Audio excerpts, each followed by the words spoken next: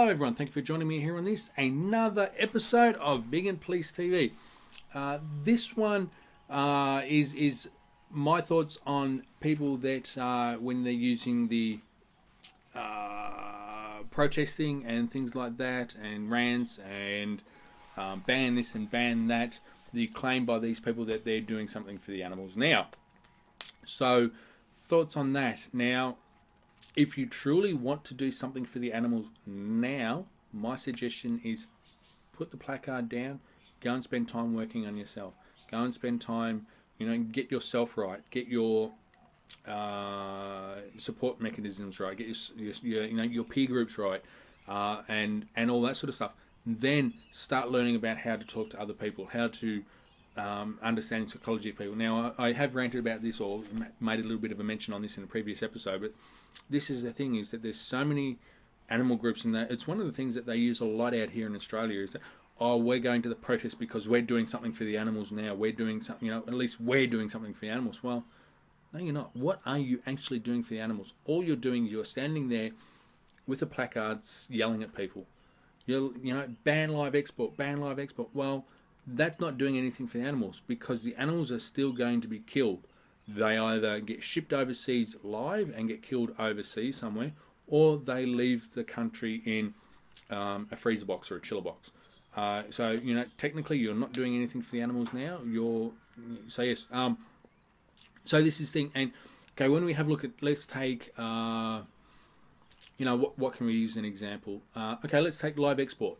In Australia now, people have been saying for years that they've been going to protest. We're doing something for the animals now. We're doing it for the animals now. Well, no, you're not. Live export, there's been nationwide days of protest about live export. Live export is still going. There was reports that I saw the other day that 2 or 3 new markets are being opened up with regards to the exportation of live animals. So, and that's for consumption. So, if you really wanted to do something for the animals now, the best thing that you could do, if you're not going to work on yourself, go to the countries where these animals are being exported. Go and talk to them. Go and say, hey, listen, this is why you shouldn't be eating animals. If you really want to do something to help the animals now, go to the farmers. Don't go and raid the farmers and upset the farmers by doing this in exposés and yelling at the farmers for being bloodthirsty, whatever. Go to the farmer. Go and get go and join with one of the non-existent animal groups who would rather spend money on advertising. Go and talk to the farmers and say, listen, how can we transition you away from using animals? How can we change your land into being something sustainable for crops or for grains or something like that? The claim is that a lot of the land that is used for animal agriculture is uninhabitable by humans. Well, who says it has to be? Who says it has to be used for humans? Who says it has to be used for housing? Who says it has to be used for food? Why can't nature just have it? Let nature have the land. If we got rid of animal agriculture in the country, well, there would be a greater supply of grains and foods. Now, this is the thing. If you want to do something for the animals now, put the placard down. Go and do something. Go and learn yourself. Go and talk to someone about going vegan. What I want to do is put this in a timeline. Let's say, okay, let's say protest tomorrow, 1st of September, whenever that is. Let's say that there's protest about the use of let's say no music are played in the stalls where they keep the cows that they're going, the bobby calves. Let's say that there's no music in there, and someone does a study somewhere, or Temple Grandin does a little study somewhere and says that, hey, if we play music to these bobby calves, then we can get a 5% greater yield on it.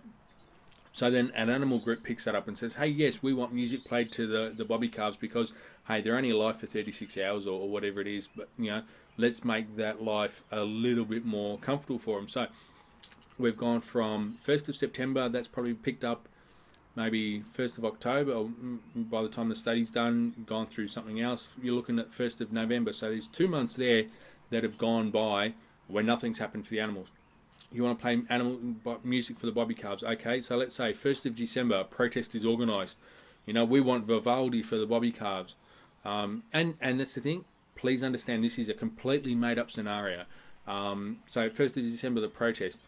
We demand music for bobby calves. Blah, blah. Hey, you know, it's only going to do this. Animal agriculture looks at it and says, oh, yeah, you know what? We might as well do that because, hey, it'll give us a 5% yield increase on the profitability of the carcass. So they look at it and think, well, no, we can't do it as much as we'd like to do it because, you know, we have to pay for speakers to be put in here. We have to do this. No, it's going to be too much of a greater cost. From December, they've looked at, we're now into January. Industry turns around to, someone goes and approaches government. Industry turns around to government and says, no, we don't want to do it. It's going to cost us too much.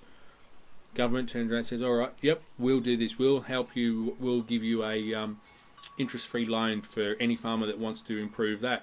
By the time everything's gone down the line to the point where there is actual music in the pens or whatever it is that the bobby calves are in, you could be looking at 12 months, 2 years. You could be looking at 5 years have gone by from the time that the matter was first raised, using live export again. How many years ago was that? It was a change. Was it one change of government or 2 changes of governments ago? 6 years. Anyway, however long ago it was, yeah, we've still got live export. These things aren't going to happen. If you want to do something for the animals today, you want to do something for the animals right now, educate yourself on veganism. Talk to someone else about veganism. I'm not talking about go vegan, your bloodthirsty murder and all that sort of stuff. Talk to someone about veganism. Wear yourself, I haven't got it on today, wear yourself a vegan t-shirt. That's how you can help the animals today. Yes, it may, if you're continually talking to someone, it may take you 12 months, even if it takes you 2 years to get that person to go vegan. If you can get them to go vegan on the ethical grounds and you can get that reaffirmed and the good foundations built up, that person will be vegan for the rest of their life. And then you don't have to worry about them. You don't have to worry about, oh, hey, let's improve this condition for the animal, because they're removing themselves from the animal agriculture exploitation industry. So this is the thing, is that, you have a look at it. What's something else? Love picking on Mark Pearson because there's just so many things that he says that when you look at it rationally and objectively, none of the things that not many of the things he says make sense. So he was talking about one of the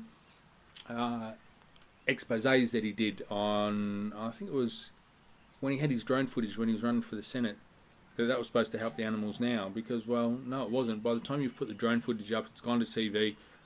3 days have passed. By the time you've taken it to made a complaint to the ACCC, and then that's gone through there, 8 months have gone past, 12 months have gone past. So really, you're not helping the animals now. All you're doing is you're helping yourself to get publicity.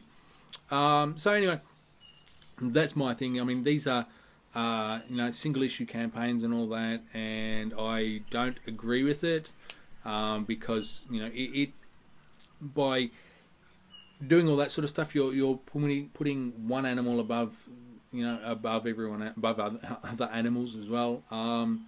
So that's my thoughts. If you actually really want to do something for the animals now, you want to do it today, you want to do it right now and help the animals right now, talk to someone about going vegan. Get them to go vegan. If you can get them to go vegan or anything like that, then you're reducing their future animal agriculture's future demand. And this is what we should be doing. Without it sounding like defeatist or anything like that, we can't do anything to stop the animals now. And another case in point on that one is that there's the talk about moving to enriched caged hens or cages or something like that. From the time that the model code of practice is passed to the time that it comes into force, with the last change, I think there was a 5-year lead-in for cages registered up until that point in time, and the cages have a 10-year lifespan, or there was a 10-year registration span or something like that. So theoretically there could still be animals in cages from, you know, something that was outlawed, you know, 5 or 10 years ago because of the way that the industry works. So, you know, you're not helping animals, you're not helping, and, you know, all you're doing is you're just doing something for your social acceptance to get yourself on social media. Hey, look, I was the angry vegan. I stood at this protest. I waved my hands around in the air because someone's got blood in their hands. Well, if you want to do something for the animals now, educate yourself on veganism, educate yourself on that, educate yourself on how to talk to other people.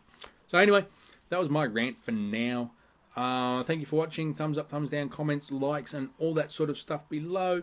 My name's Cameron Blewett. This was another episode of Vegan Police TV. And remember, don't fear the vegan police. We're here to help. Bye for now.